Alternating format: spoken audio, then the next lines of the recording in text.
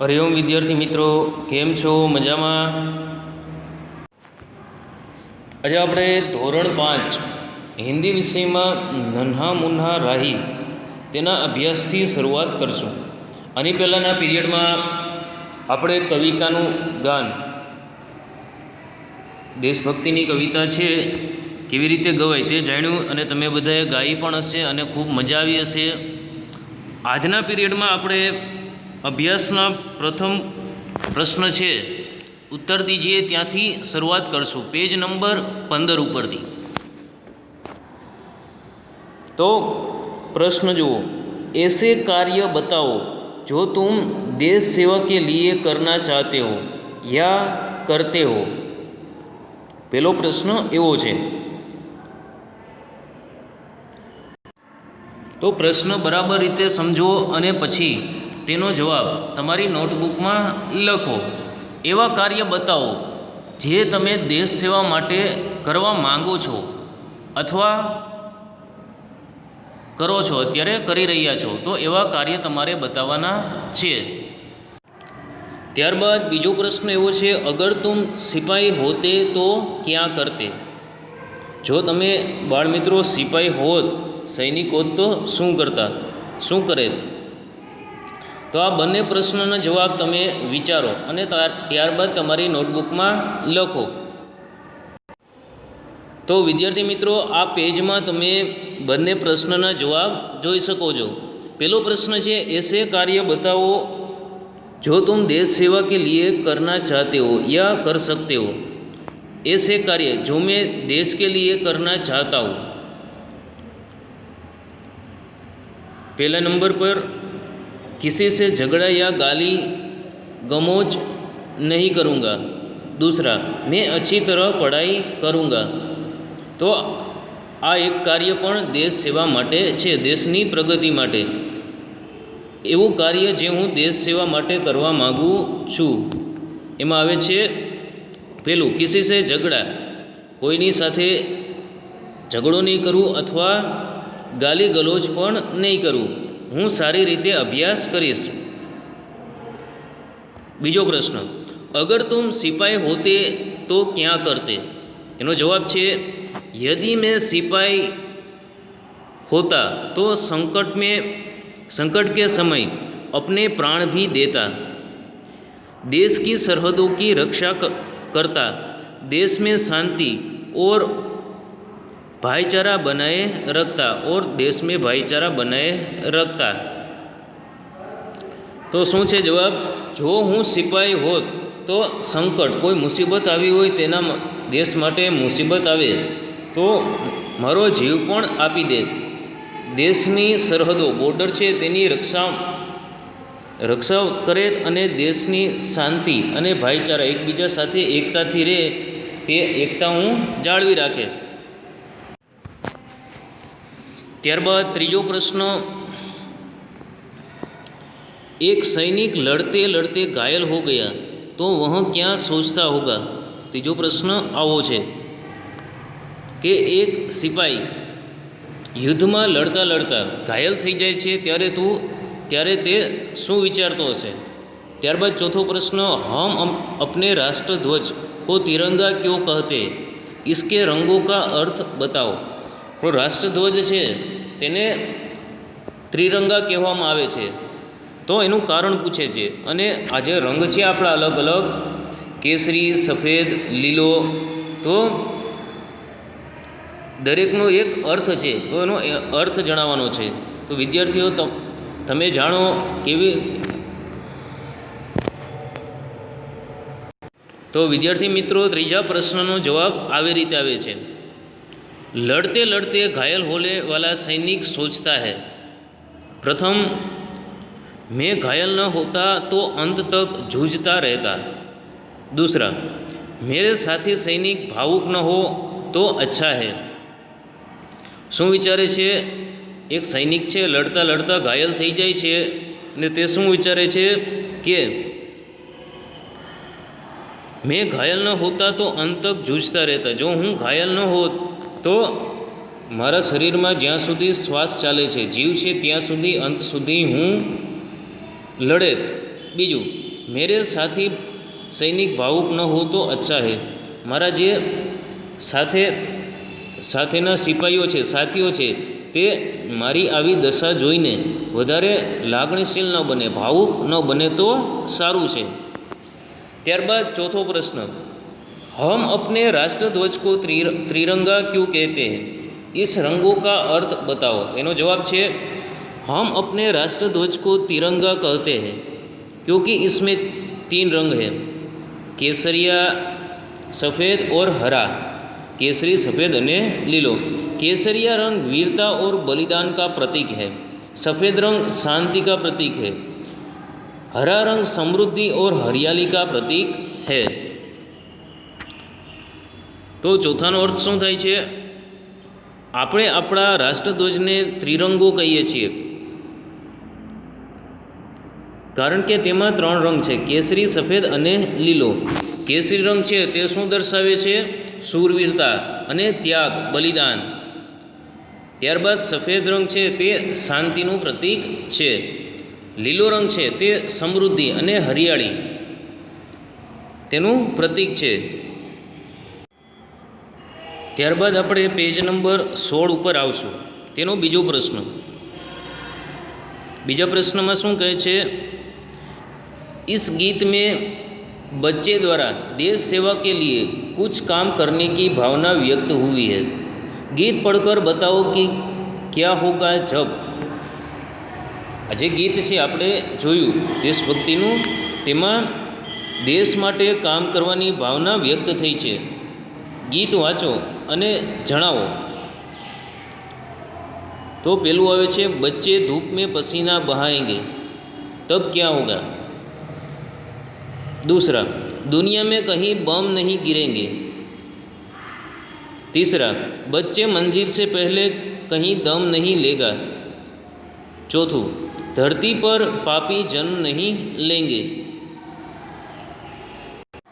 तो विद्यार्थी मित्रों, अहींया दरेकनो जवाब लखेलो छे। पेलुं, बच्चा धूप में पसीना बहाएगा तब धूप में पसीना बहाने से खेत फसल लहलहा उठेंगे।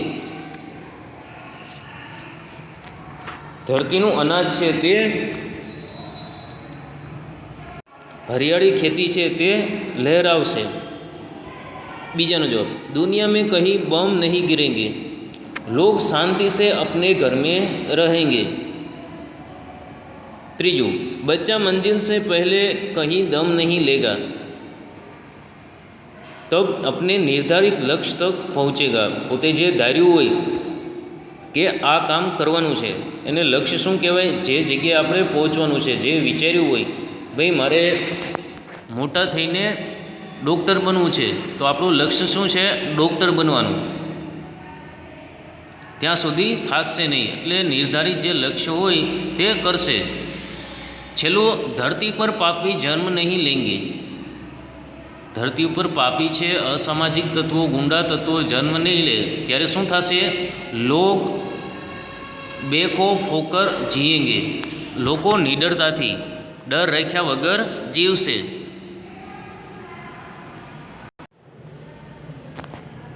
ત્યારબાદ ત્રીજો પ્રશ્ન, गीत में एक पंक्ति है, बोलो मेरे संग जय हिंद जय हिंद। यहाँ एक नारा है जो हम कई अवसरों पर बोलते हैं, सोचो और बताओ। तो पंक्ति में एक नारो आप्यो छे तमने। अपने देशभक्ति होय त्यारे जय जवान जय किसान तमे 15મી ઓગસ્ટ 26મી જાન્યુઆરીના દિવસે बोल्या हशो। तो आवो नारो छे त्यारे तमे क्यारे बोलो छो जणावो। तो एमां पहेलुं आवे छे, तुमने यह नारा किन अवसरों पर बोला है। अवसरों एटले प्रसंगों। क्या प्रसंगों में तमे आ नारा छे ते बोल्या छे। बीजू छे, इस नारे के अलावा आप और कौन से नारे बोलते हैं।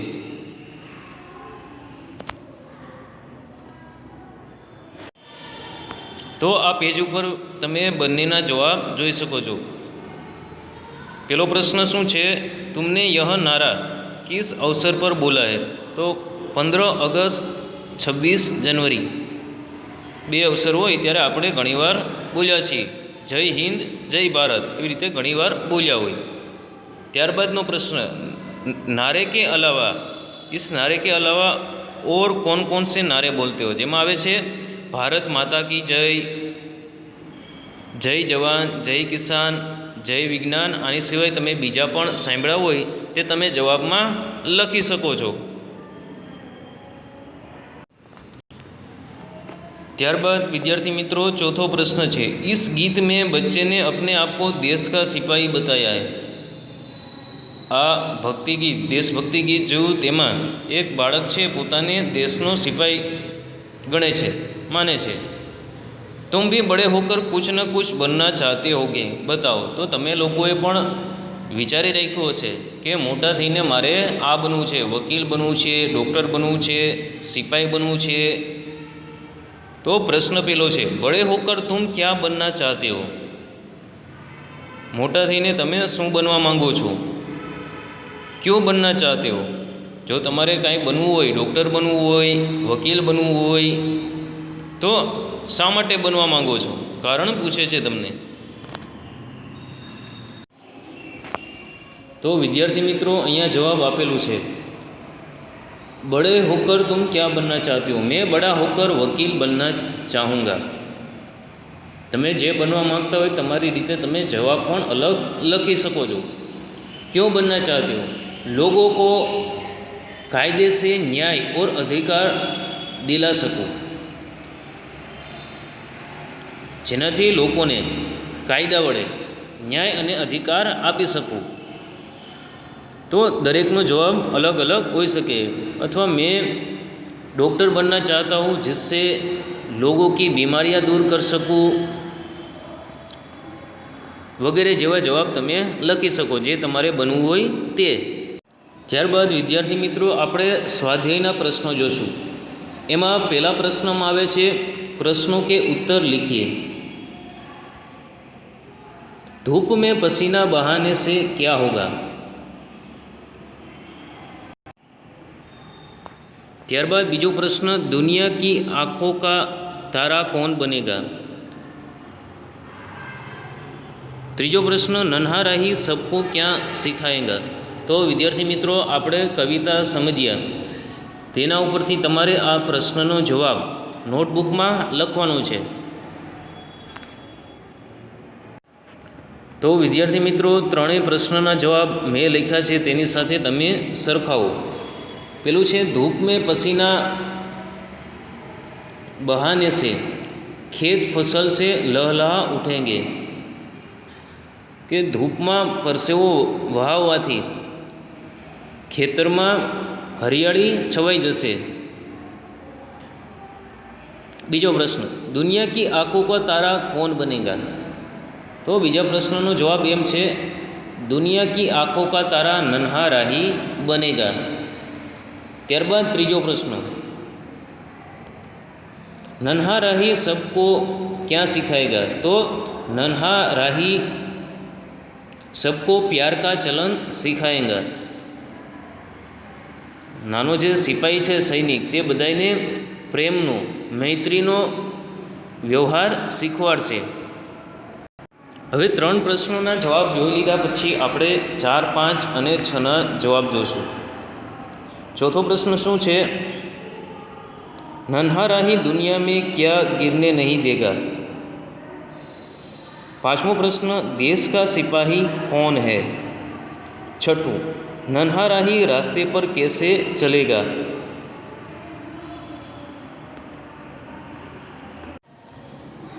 तो विद्यार्थी मित्रों અહીંયા તમે જવાબ જોઈ શકો છો, नन्हा राही दुनिया में बम गिरने नहीं देगा. નાનો સિપાહી છે તે દુનિયામાં બોમ્બ કાંઈ પડવા દેશે નહીં. पाँचवा, देश का सिपाही कौन है. नन्हा बालक देश का सिपाही है. ત્યારબાદ छठू, नन्हा राही रास्ते पर कैसे चलेगा. नन्हा राही रास्ते पर निडर होकर सीना तार कर चलेगा. નાનો બાળક છે, નાનો સિપાહી, તે રસ્તા પર નિડર, ડર રાખ્યા વગર અને ગર્વથી ચાલશે. તો વિદ્યાર્થી મિત્રો, આજના પીરિયડમાં આપણે અહીં સુધી રાખશું. હવે અહીંયા તમને અંગ્રેજીની વર્કશીટ અને હિન્દીનું હોમવર્ક આપ્યું છે. અંગ્રેજીની વર્કશીટમાં તમારે આપણે જે છેલ્લે પાઠ ચલાવ્યો એના એક એક વાક્ય લખ્યા છે. પછી એ વાક્યનું ઉચ્ચારણ કેવી રીતે થાય અને તેનો અર્થ શું છે એ તમારે એકવાર તમારી નોટબુકમાં સારા અક્ષરે લખવાનું છે. અને નીચે આજે આપણે જે કાવ્ય ત્રીજું હતું તેના અભ્યાસના 1 થી 4 પ્રશ્નો અને તેના જવાબ એકવાર તમારે સારા અક્ષરે લખવાના છે. હવે નેક્સ્ટ પીરિયડમાં આપણે પાછા ફરી મળશું.